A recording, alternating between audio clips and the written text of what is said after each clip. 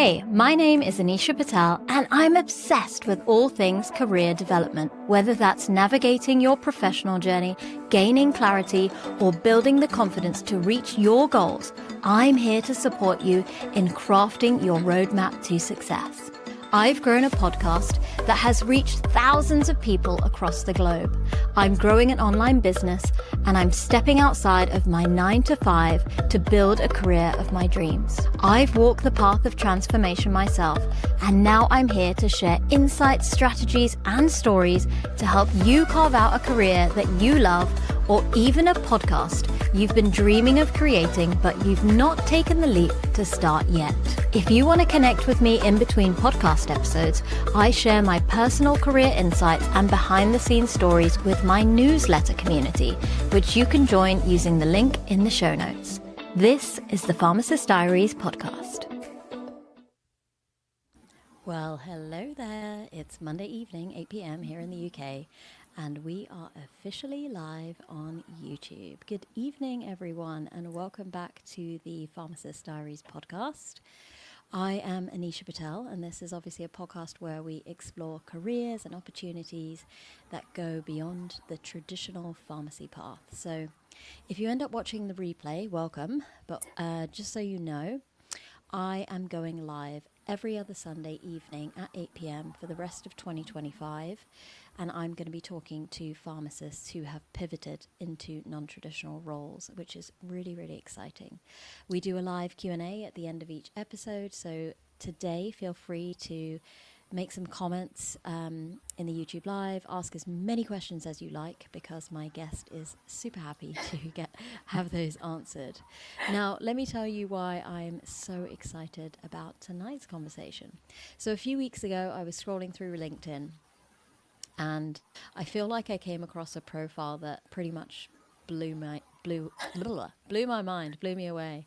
I was seeing titles like Director of Clinical Research and AI at Function Health, and I don't even know if this is the right way of saying it, but AI SAMD Technical Advisor and Senior Scientist Engineer at Mission Bio, leading projects in diagnostics, clinical evidence pipelines, and human performance optimization.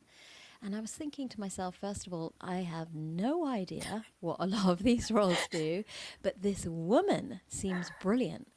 And then I see it. I scroll down to the experience and education section and see GPHC-registered UK Pharmacist. Wait, what? Really? So, as a fellow pharmacist, I had no idea that our degree could set us up for roles like this. I was genuinely very excited. But here's the thing. I've done a little bit of reflection over the last few weeks, a little bit more digging. And when you think about it, I feel like we're actually really well trained in complex data analysis. We do a lot of evidence evaluation. We do loads of risk assessment and systems thinking. So from what I have learned so far, this is quite a lot of the foundation of healthcare AI and biotech innovation. But tonight's guest, we're I'm very grateful that she's able to come onto the show, because she used to work the grueling, 12 to 14-hour shifts in the UK in community pharmacy, and she transitioned into leading AI development projects and entering roles where you could earn up to, $200,000 with full remote flexibility. So she's going to show us exactly how our pharmacy training is perfect in terms of a foundation for these roles. So let's introduce her to the podcast. Ladies and gentlemen, please join me in welcoming Nikita Patel. Nikita, welcome. And how are you feeling tonight? I'm a little bit shy and bashful about that very warm intro, but very appreciative as well. And I'm really excited to just connect with people and help them figure out, the path towards a non-traditional pharmacist career as well. So thank you for having me on. Oh no, I'm so grateful to have you on here, because the more I was diving into your LinkedIn profile, the conversations we've been having, some of the information that was showing up through Google searches when I was researching some of the roles that you had, the more baffled I felt about, oh my goodness, what does she do? But also some of the key words that were coming up in job descriptions or other profiles of individuals who have similar roles to you, I started kind of connecting those dots that actually, do you know what? Pharmacists are really well equipped to do roles like this. So I want to start the podcast by just allowing you to do an introduction and just telling us a little bit about yourself. But in terms of the first thing I want to talk about is, can you give us a really easy breakdown of what these roles mean? Like, what do you do in those roles? What's your day to day kind of like? But yeah, tell us a little bit about yourself first.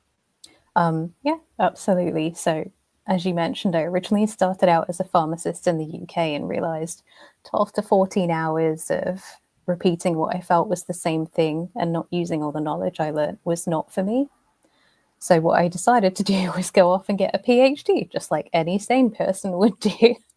And I chose biomedical engineering because for me, it married what I already knew in terms of systems and physiology from being a pharmacist, but allowed that extra layer of logic, thought, and the engineering aspect of things. And that led to really successful elements of what I wanted to grow in for myself. So that led to roles with Amgen, working in their PK/PD department. We're all pharmacists, we know that one. From everything through to Fluidigm, where I designed diagnostic assays, one of them being specifically for prostate cancer, through to genomic sequencing. And I know these are all words, I will go back and make it very accessible. With Mission Bio, as you mentioned, working in AI SAMD, which is software as a medical device, all the way through to clinical research at Function Health. And, I'm more than happy to start by describing what I currently do day to day now that I'm back in the UK after 13 years in the US. I actually currently consult with two different companies, one based primarily in men's health and another based in women's health and longevity. Obviously, in this world, it's very much NDAs and protect your tech. So I'll give you the more generalistic description of my day to day and what it kind of entails relative to being a pharmacist, which is physiology. I think we always forget as pharmacists how deep our physiology knowledge is and how strong our biochemistry and biochemical pathways knowledge is. And this is what I do day to day. I think back to all those notes, all those nervous system lectures that everybody loved to hate because they were so deeply complex and such difficult subject material. But I see it now being implemented in everything I do day to day. I work from anything on code through to wearables, which we were just discussing with the Whoop, through to pharma in terms of physiological systems, the role of pharma in longevity, and how everything's kind of coming together from chemical assessment in terms of blood tests. You've then got functional assessment with wearable sensors and translating that into a health context, but with multiple lenses, not just you have symptoms, but rather I understand your whole physiology and I have the pieces of the puzzle that come together to build you. And then, I'm more than happy to take a few questions or pause there for people to kind of digest and feedback as well. Yeah, there's a lot of keywords in there. I think Yes. from the perspective of the audience that I believe are watching live tonight, and we discussed this prior Yeah, to the episode we do. going live, is that a lot of people have curiosity about how to make the pivot and they're not really sure what that could look like. So if you were working in a traditional hospital role, you were in retail pharmacy, you've done it for, 10 to 15 years, and you're now thinking to yourself, like, I really do feel a little bit burnt out. I may potentially be married and with children and looking for more flexibility and maybe some more remote working. You might want more remote working simply to allow yourself the flexibility to look after your health and like have time to exercise and have a good morning routine and not have to commute as far as you might be doing at the moment. And all of these thoughts are going through your head, and you're seeing roles come up in all of these different spaces, but you have a block because you're thinking, I have no idea where to start. That's kind of where I think my audience is at. And if they're not, I want them to comment right now and let me know. But if that's where someone's at right now, what could they be doing? What could they be looking at? And what would be a really good initial position for them? So I'd say the way I frame this for myself is start by looking at your skill set. List down what you think you can do both within the realm of pharmacy and outside that. And when I say outside that, I even mean like the fundamentals of things. Can I organize people? Can I organize a group to work together?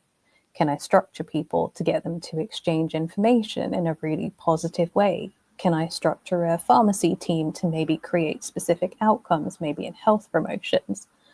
Those are all translatable skills to pretty much anything. And you're probably doing it day to day in your pharmacy environment. That's where I would start. The next thing I would do is go and see what captures your interest. There's so many flavors of non-traditional pharmacy careers out there. It can be overwhelming when you look at them all in one go. So maybe approach it in from a perspective of what would I actually like to work on? Do I want to work on things like AI and sensor technology? That's a little bit different to what I do now.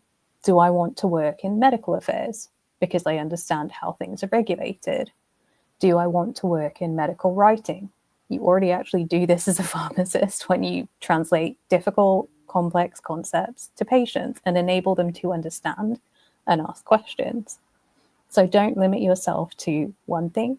Try and see what's out there and see what actually captures your interest. I think that will drive you forward to also help find the next role. And then from there, I kind of like to do this in a very engineering approach, which is I'll go and find the roles that I'm really interested in. For example, if I want to do medical writing, I would go and look at several different postings for medical copywriting or anything like that. Next thing I do is, okay, do I have a subject area in which I feel stronger in this space? Am I more comfortable writing about, steroids? Am I more comfortable writing about thyroid medication? Am I more comfortable writing about oncology or specific conditions? These are all skills we have. Nothing is a reach. It's all right there. And then from there, I would say, okay, what are they actually looking for in terms of experience in this role? And it's kind of translating because a lot of the time these descriptions are meant to be a little bit intimidating because they're trying to attract very specific people. So now it's a case of taking what you know, taking what you understand, the knowledge you already have, and writing in such a way that you reflect each of these points. And a good way to do that is to say, well, I may not have the direct experience, but how can I write about a scenario where I can show I have the translatable skills? Okay, so no, it's great. That's really good information. That's really, really valuable. And I love this entire series because I put myself in my audience's shoes because it could be me.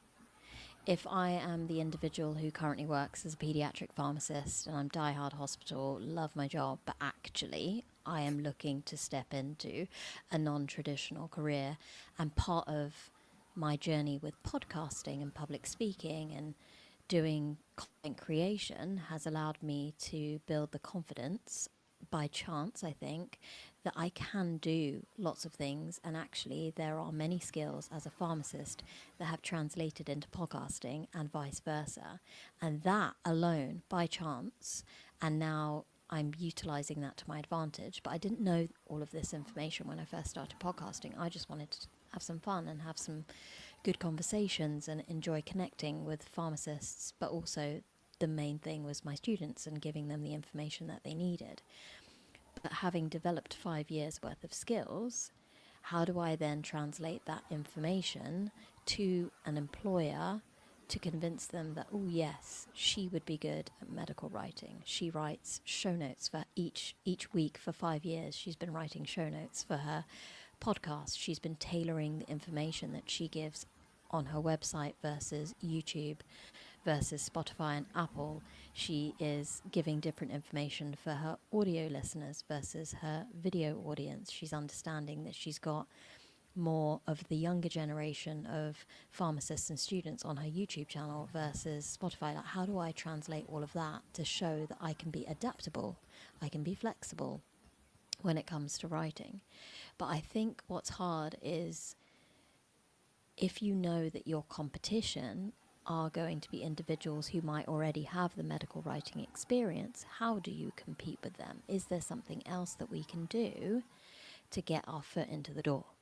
Because I think that is potentially a barrier for people, because they might be willing to put in those applications and see what happens and hope for the best. But if they don't hear back from 10 or 20 or 30, and that can be the case, you need to be determined with this, and you don't get the feedback as to why you didn't get given the opportunity, how do you know where you're going wrong and what you can do differently?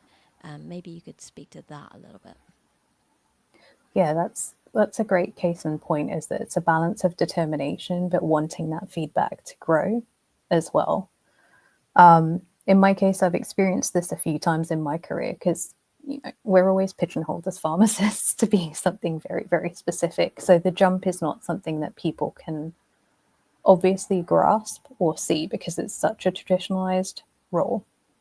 For me, a great way of learning more about what I need to be for the role I'd like to have is networking. It's talking to more and more people in this space. And you might reach out to 5 and 1 will get back to you. And that's great. That gives you a starting point. And I'd ask them questions like, I'd really like to write a piece on this. If you were doing it, where would you start? Looking at some of their content, and I say this loosely, but even using AI as a tool to do it is something that's very helpful. So let me contextualize that a little bit. Most people have written information, especially medical writers in this space with subject matter expertise. And a lot of things these days are openly available to read and review. So if you find someone with a style that you like, a space that you'd like to write in, first thing I'd do is go and review their content. Be like, I really like the way they broke this down. Could I do the same thing? And you sort of become reflective of their style with elements of yourself. Next thing is, hey, I wrote this article. I've seen a lot of the things that you've done. If you're open to it, I'd love to have a quick chat about it. Oh, I think networking is great that way. And you'll find that yeah. people are more often than not very open to just supporting each other. And you know what? That's, you make a really good point, because a lot of people feel like networking is the common thing is, going to conferences and seeing people face to face. And LinkedIn has been a great way to network, but people are still figuring out what that looks like. Some people are still doing the very generic, send a message to every single person that they can see with keywords in their profile. Others are getting really strategic with personalized DMs, understanding, someone's history, looking at what their posts are about, and trying to make a direct connection maybe to a specific post that they've written about and how they might feel or have an opinion about that, and trying to make that connection so they can start a conversation, which is great. But I love what you've said about, if you're pivoting into medical writing, going to see their actual content that they're writing, because you might find some flaws. If you're a specialist in diabetes, or like me, you're a specialist in pediatrics, you read all these pediatric articles, you might have a difference of opinion. You might have experience in your pharmacy life on a day-to-day basis from patients that you've been seeing day in, day out, and that perspective could give them an idea of, oh, have you ever thought about writing an article on this? And by the way, I know loads about this. So if you ever want me to write an article, boom, I'll give it a try, and you can see what it's like to, have me write for you. And I've seen this also in the podcasting space. People, especially with entrepreneurship, which is really interesting, and I've heard this from many podcasters, is that people have emailed certain business owners, entrepreneurs, podcasters, and said, oh, by the way, I was on your website, and I found some mistakes on, the content that you've written in your show notes, or I think you could have written this in a clearer fashion. Can I make some amendments for you, because I'm getting into the writing and content creation space, and I'd be happy to support you for free for however long or for however many number of articles, and they've been then hired for positions because they have been so personal. And that individualized kind of difference between sending a generic kind of DM.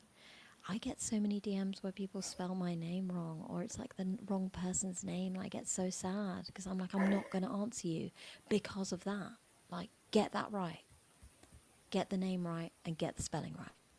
It's like basic communication, and I get so frustrated. And I'm sorry if you've sent me a message and that could have been you, but actually, you need to make sure you get that correct. But those people have not really received messages back from me, or I've directly told them, like, oh, it's Anisha. Can you spell it right? But out of kindness, because they're probably doing it and copying and pasting to multiple people. I'm like, oh, I better help them. But it does frustrate me on the inside because I am one of these people that receives a lot of DMs. So if I'm one of those individuals that has to fish out who I'm going to speak to, depending on the time frame that I've got, I think those personalized messages make a massive difference. Couldn't agree more. But I will reframe that as if they spell your name wrong, once they get it right, they do have a second chance. So a little bit of determination and perseverance will still get you in the door. Yeah, no, it's true. It's true. Yeah, okay, cool. So let's take a step back in terms of your career journey. So you registered here as a pharmacist in the UK. You started working in community pharmacy, like really quickly. Was that what your kind of not your dreams, but maybe what you thought you were going to go into for a long period of time, or did you just feel like that was your stepping stone and you knew that you wanted to transition outside of the direct pharmacy space? I initially thought that that was it. This is a really good setup because it enables me to have flexibility, fairly good working hours, and everything that I want in the future kind of ties in with this. It Okay. took some hard learning, so for about 6 months to a year to realize I don't see myself doing this for the long term future. And I've got a choice to make. Do I make the change now or down the line when it feels a lot more difficult and a bigger upheaval? And what was it apart from the kind of like the longer shifts and maybe the lack of flexibility in community pharmacy that helped you to understand that it wasn't for you? I think for me, it became very repetitive very, very quickly. And it was that frustration point of I have 100% of this knowledge, but I barely use 1% at a time. And I'm like, there's surely got to be more I can do with this. This is not the only thing I'm capable of with everything that we learned in those 4 years. Okay. So at that point, what were those steps that you took to start making decisions about the transition? Yeah, that's a very good question. The first step was actually just asking myself, well, what do I want then? It's all very well to say I want a change. What do I want to do? And I kind of looked across several things. I looked at hospital as an option, looked a little bit deeper into that because I'd done some placements and thought, this doesn't feel far enough removed for me to feel challenging or like it's going to push me to innovate something. So then there was the career decision and balance decision of, do I go back to university? And if so, what do I want to do? Do I want to do a pharmacy PhD? What kind of options are there available for that? Or do I want to pursue something that's not in line, but complements what I've done in pharmacy and allows me to do something different and use that knowledge in a very different way? And for me, it's like I prefer the innovation and the challenge of piecing together all this knowledge. I don't always go for the linear track. I prefer the more abstract, know enough and bring it together in a very different way. So for me, engineering was something I'd always wanted to do, but never thought I could do. And it was a great stepping stone to say, biomedical involves a lot around physiology and health, which is something that we are deeply rooted in as pharmacists. So to me, it was a great transition and it made the most sense because it married the two things I really did want to do together.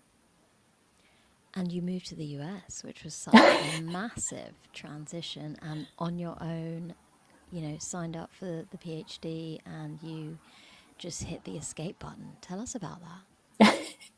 I, looking back, I'm not sure whether that was wise, foolish, or both, but it got me to where I am, so I won't be complaining. I decided if I'm going to do it, I'm going to do it somewhere that enables me to continue the path to innovation. I really enjoy the UK ecosystem for academia, but PhDs still felt somewhat restricted and limited in what you could apply them to over here. The foresight was, the US could open up more opportunities for me with this combined skill set. I still think it was part madness, but I truly, truly looking back, think I made the right move for myself and to really pivot and grow my career and also change my mindset from I'm just a pharmacist to I'm a pharmacist plus. Yeah. And would people now need to pursue a PhD in something like engineering to make the pivot, or do you think that we have developed in terms of companies changing the way that they hire and who that they hire and how they train people, etc.? Maybe you can share a little bit about that. Absolutely. I think it depends what you want to go into as a pharmacist as to how much the PhD makes a difference. For certain industries within pharma, so pharmaceutical manufacturing, drug development, there's still something of a glass ceiling in terms of having a PhD. It does buy you that stepping stone. But in health tech and AI, not necessarily. 10 years ago was a very different landscape. Digital health was barely emerging, as was AI. Now I think you've got more skills at your fingertips to grab this knowledge, and a PhD is not going to drive that step forward. It's going to be what you learn for yourself and how you choose to apply it. Which I'm really excited about. Like I am really happy about that for a lot of people, because for some people, having done, whether they studied here in the UK or in the US, I mean, the US journey is slightly longer. I mean, I did 4 years of biology and chemistry in the US in Virginia, and then came to do 4 years of pharmacy in the UK, plus the 3 years of clinical diploma, plus the 9 months of IP. And it's a long journey for us. And actually, it hasn't stopped. I mean, there are opportunities. I was thinking about doing a diploma or a master's in pediatric palliative care when I specialized initially, because I was like, oh, that would really enhance my knowledge and the foundation of what I need to know as a pediatric pharmacist in this area of expertise. And that would really help me within my current role. But lots of things happened where I made massive changes to my lifestyle, and that job came to an end, and I'm now locuming and all sorts of other things. But pharmacists are very accustomed to a lot of studying, but I think taking on a PhD is difficult because of the financial element here. Is, can people take that step back away from a full-time, pretty good salary, to stepping back, to, I mean, if they don't have enough income to support a mortgage, or Yeah. they're now married with children and their, entire salary is dependent on their kind of expenses that they have for their family. It's completely different. And if you're young, you might be able to live with parents and kind of complete that PhD. And it's not a short period of time. You're talking 4 or 5 years, of your life being taken away. You can work part-time during that period if you're really determined, but for a lot of people that seems like a really massive hurdle to overcome. So I love that you don't have to do it. I think that's incredible that, we've seen that shift. How long did your PhD take? I think I might buck the trend a little bit here. Just under 2.5 years. Jeez. Yeah. Legend. See, I told you, brilliant woman. Brilliant woman. That's amazing. That's awesome. And what was the first role that you took after your PhD? Tell us about that. I actually got an industry postdoc. Very lucky. And I'll openly say it was not an easy path to secure that. It was 6 months of applying after I graduated, 6 very long months. But I secured a PKPD position at Amgen. And it was a really genuinely interesting role. One, because it taught me a whole different side of bench science. So, as pharmacists, we know what's tested, why it's tested, where it fits in with health. But we often don't dive too much deeper into how those tests work. And it's just a really nice additional layer. I say I learned this as part of my postdoc. There's so much open information about it. If you're interested in how blood testing works, there is a wealth of knowledge out there that you could so easily use to bulk up your skill set. I will always advocate for look it up because it's out there and you can find the information and you can come and ask someone like me, I don't understand this, but sure, let's go through it. But for me, I did everything from, finding new drugs using testing, but also part of it was bringing across some of my PhD knowledge, which was around creating artificial organs. The idea being they minimize animal testing, which is still fairly commonly used, and create these artificial organs in-house to test early drugs. I mean, that's so cool, right? I It's call so it cool. Franken-science I because that's really know. what it was. And what type of professionals were you working with in that role? Were there other pharmacists there, or they were all kind of from a science background? So we actually had a really nice combination. Within the department itself was very heavy chemistry based. So a lot of chemical engineers and chemistry PhDs.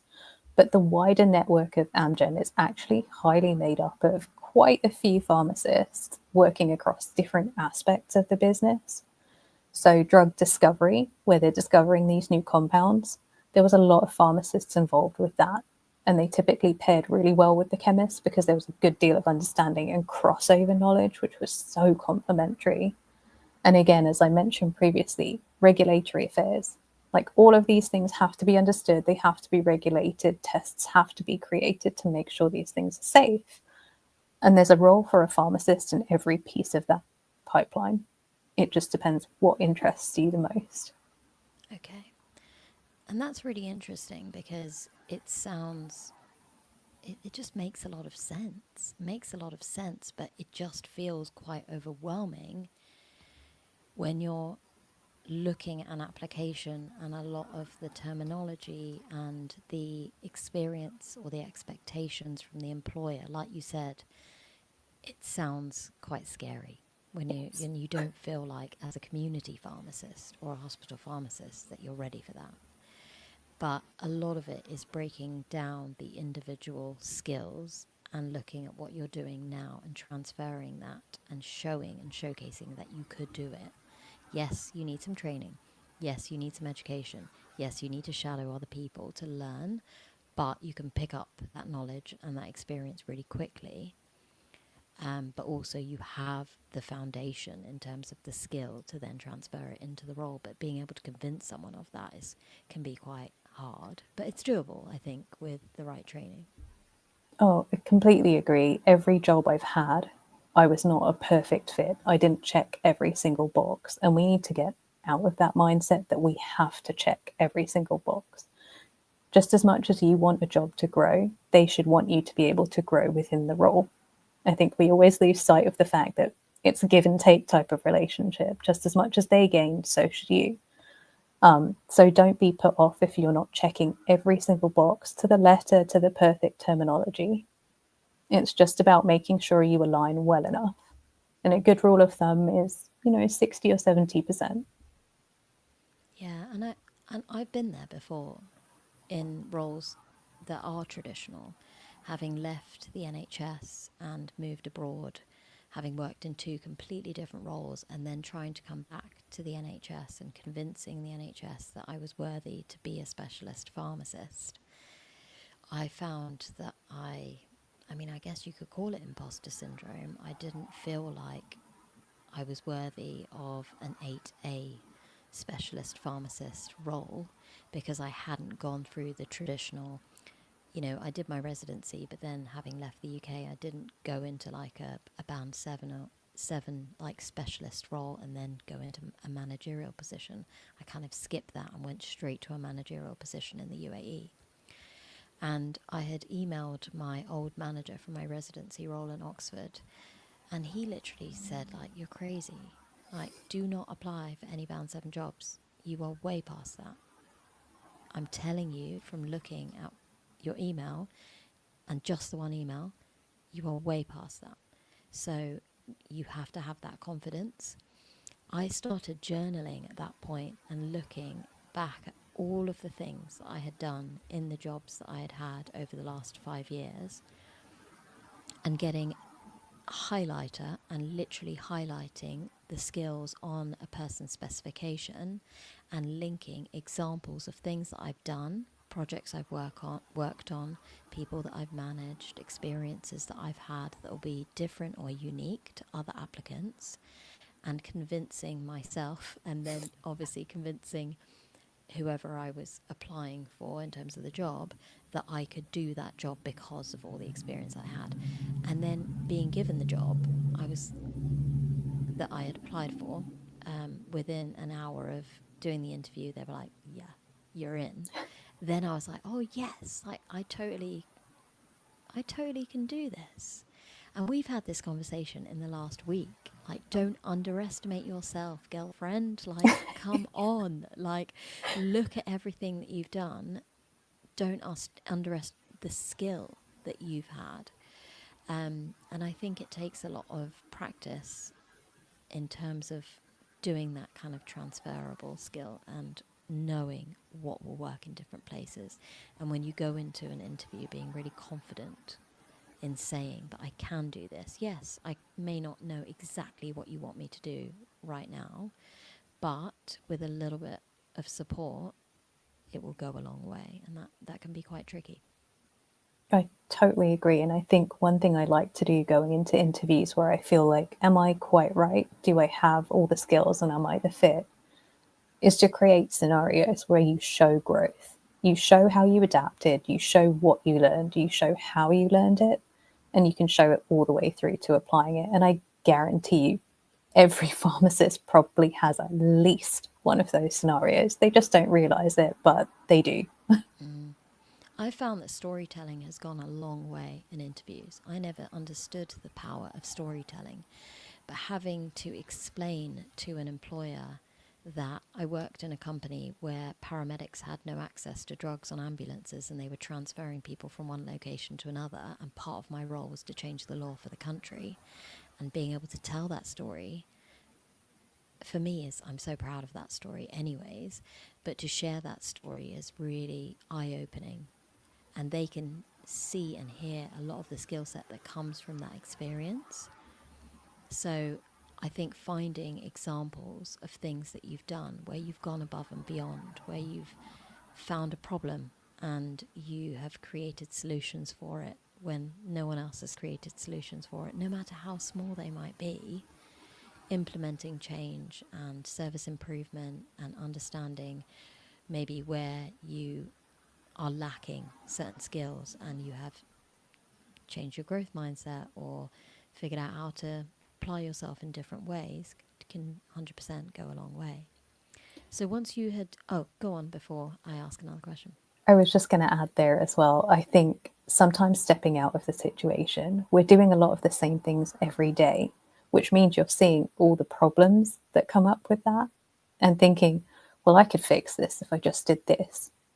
Those are all really valid storytelling points to show that you've spotted a problem and you have a suggestion for solutions. This is what people are looking for in a lot of these digital healthcare spaces. You've got that subject matter expertise, but you've got a problem solving mindset, which I guarantee you, again, we all have bugbears when we're working and thinking, I could do this better. If we could just change this, if we could adjust this, this would be better.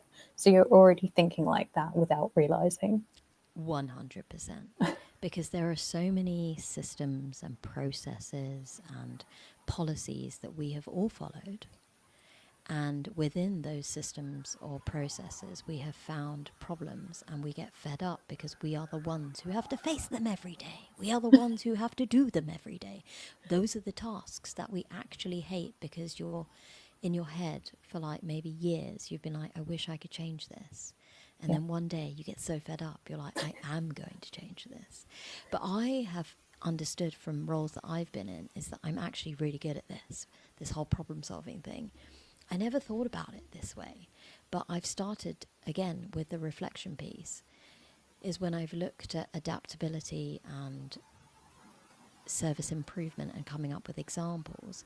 There have been things that I have faced where I have just got frustrated with myself or the process or the way that the team works, and I have requested to my manager or my chief pharmacist at the time, can we just try something? Can we just can you give me the opportunity? Like, I'm doing my in my own time. I don't Yeah. care. I just want to try something because I think if you give it a go, you'll see how much time that we will save, or how much more efficient we're going to be, or how much happier we're going to be, even if the initial hurdle, which is usually understanding how to use a new app, and in this example was Asana, we will be able to work with pharmacists across Southeast London simply because we've got a project management app that allows us to work virtually rather than relying on emails where we get 150 to 200 a day and we can't keep up with them. And she was a great line manager and said, roll with it, run with it, do it. And then once we implemented it and she saw the difference, the funding came. She paid for the seats. She paid for the project to be utilised across the entire Southeast London. That turned into hiring 2 full-time pharmacists to work on the formulary project in order to make sure that we implemented this because they could see the value.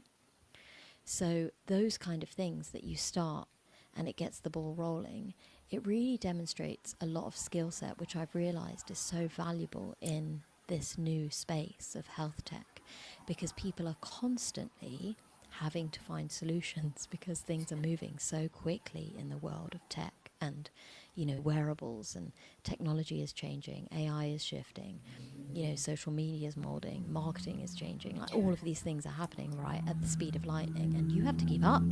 I'm sorry, but you've got to love change and you've got to keep up and you've got to get innovative, you've got to get creative, and you've actually got to love problem solving in order to thrive in these jobs, which is why all of these examples that have come up in my career are now really valuable for me. And I'm like, yeah, I can showcase some of these stories that are different maybe to what other people have been doing.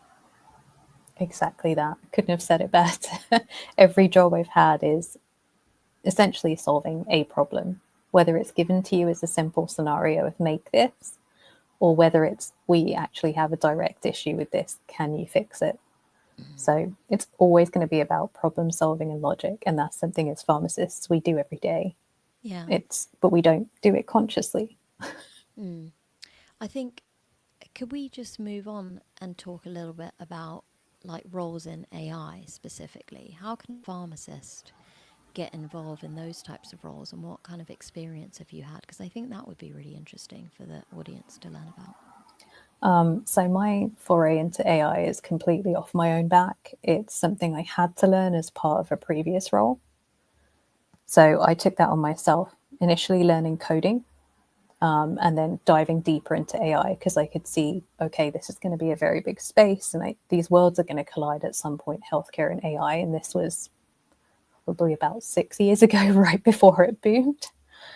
So for me, I got into it by learning how to code off my own back just for job roles, and then creating a deeper interest, just taking at-home learning courses, nothing through a university, just purely from my own interest, reading how does it work, taking some Coursera courses was my path into this world. And then for me, AI roles have always been not about directly coding necessarily, but becoming that bridge. So again, this is where it pulls in the pharmacy skills. Most digital health platforms are using doctors and engineers, and they rarely, if ever, speak the same language. So to translate the concept of what a doctor may want to an engineer versus what an engineer wants to build to a doctor requires someone in the middle who can speak both languages and be the translator to bring them together. And this is the space that I realized there's a gap in for myself. I can speak AI with the engineers, I can speak code, I can speak the logic, but I can also speak to doctors who want to build these insane and wonderful new AI-based products, for example. And I think that's a space where I just doubled down because for me it made the most sense. And this is where pharmacists can get involved. Understand what AI is. You don't necessarily need the depth of coding with what's coming out right now, but having a basic understanding of how it works and translating concepts is really a niche that fits the pharmacist because we already do it in practice. And then on top of that, you understand the consumer. Like, you understand the Exactly. patient. You Mm-hmm. understand what the individual who's maybe using the product Yep. is going through. You understand all of that kind of medical tech terminology from the doctor's side. I mean, it's like two peas in a pod. It's just perfect. I'm literally like, oh my goodness, this is amazing. This is so exciting for us as pharmacists because we're kind of we're finding positions that I guess weren't made for us. Like, they didn't build roles with pharmacists in mind, and we always get left out. It's so annoying. We always get left out as the individuals who could be good at something like this. But I'm really excited that there's a lot of individuals now showcasing what they're doing, and it makes a big difference in the world of social media, especially on LinkedIn and people like you. There's multiple other pharmacists who are doing similar roles who are now showcasing this to pharmacy students, as an example, at kind of colleges of pharmacy or universities, or speaking about it through podcasts or through LinkedIn Lives or whatever it is that they're doing. But we're showcasing what we're capable of. And then I've also spoken to employers who are hiring pharmacists, whether that's in the health tech space, in the medical writing space. And they are actually saying to me that they find that out of all healthcare professionals, whether it's a doctor, nurse, pharmacist, physio, applying for these types of roles, the pharmacist fits the box the best. They understand all elements in more detail. They have the ability to really dive deep into systems and processes, and they're very good at following protocols and rules, but they're also very creative and innovative. They're good problem solvers. They can adapt to new environments. Like, they take responsibility for a lot of things in their day-to-day work life, and all of that skill set is so valuable. But from the employer's perspective, I think that pharmacists aren't as good yet, or as confident in interviews and showcasing themselves. And that's kind of something that I've come across over years of being a pharmacist myself, but also having had this podcast.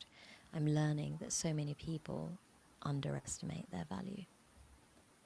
I think that's the old adage of, I always feel like the introvert of the pharmacy career is a beginning, and networking is maybe not our wheelhouse or our comfort zone.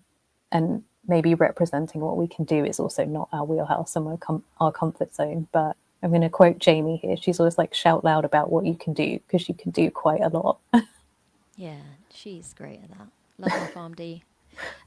And for those of you who don't know, I'm doing a 6-month collaboration with Jamie Wilkie, who I have befriended online now for, I think, 5, if not 6 years. We met through me looking for this, doing this podcast, and she has been showcasing pharmacy careers for many, many years, but has really pivoted into showcasing non-traditional pharmacy careers for the last 2 years. And she writes these wonderful newsletters called Love My PharmD. They're on LinkedIn, but you can also subscribe to them on email. And she never has video content, which is why I said to her, like, have you ever tried video content? And she said, I don't need it. I don't need it. My newsletters, do the job that they do, and people love them. But I convinced her to give it a try, because I think, again, like, the storytelling between what you're showcasing here now in this live compared to the newsletter that she wrote, you can dive so much deeper, you can give so much more insight. It's very personal in terms of the feedback that you're providing, that I think written content can make it's quite difficult to be able to capture that. It's quite factual information, and it gives people an understanding of the roles, the salaries, the career progression, how to get into it. But here we're really capturing your story and your version of it, which is incredible.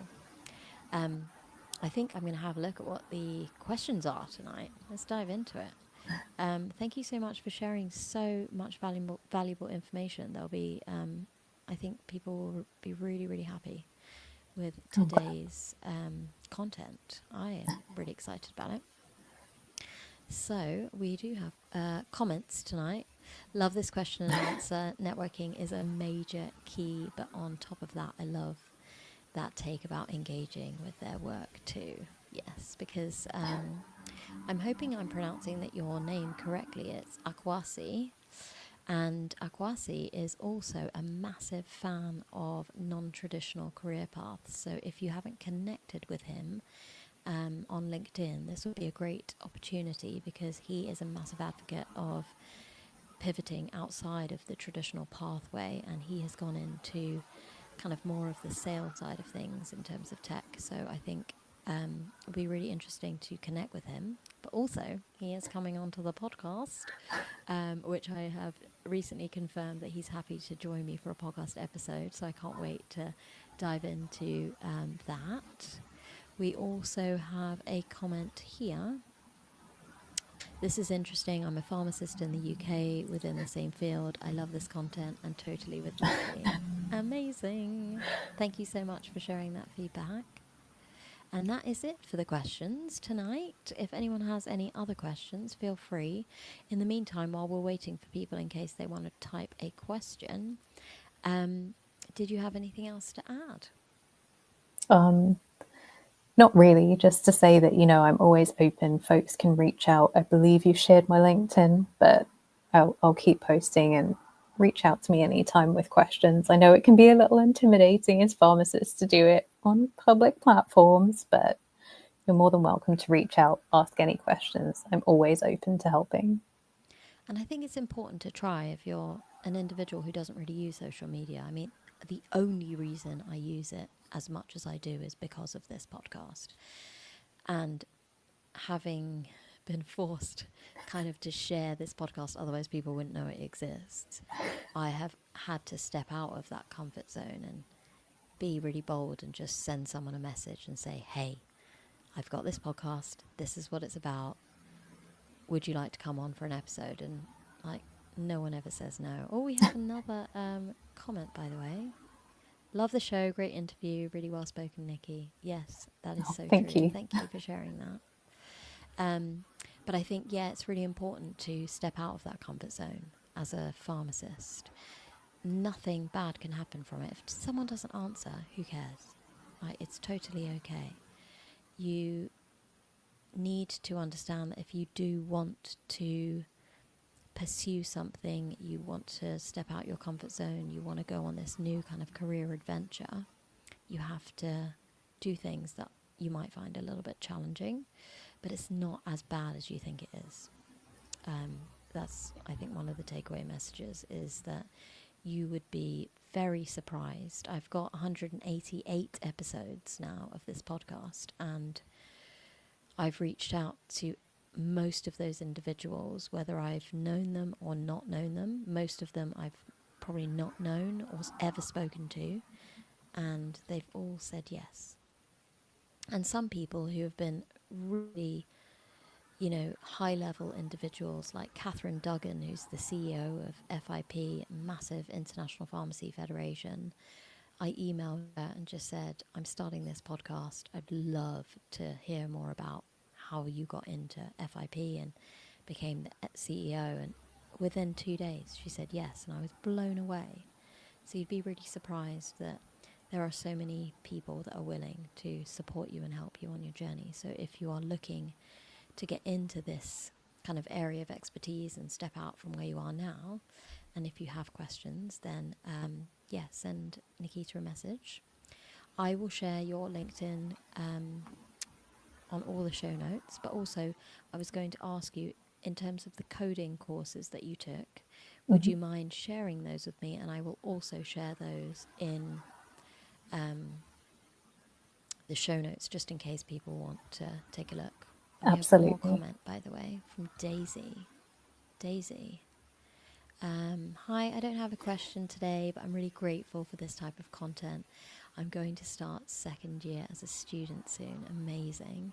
And have followed other episodes on non-traditional routes. And then she also wrote, so inspiring and eye-opening for me. Thank you. Oh, thanks, Daisy. Good luck for the second year of university. And yeah, keep working hard and smashing those doors. Yep. But otherwise, thank you so much for joining me on the podcast tonight. Thank you. Yeah, no, I loved it. I had such a great conversation, and I'm so grateful for your time and your energy and all the information that you provided my guests. So I'm turning off the live tonight, guys, and I will see you guys soon. Thanks, everyone.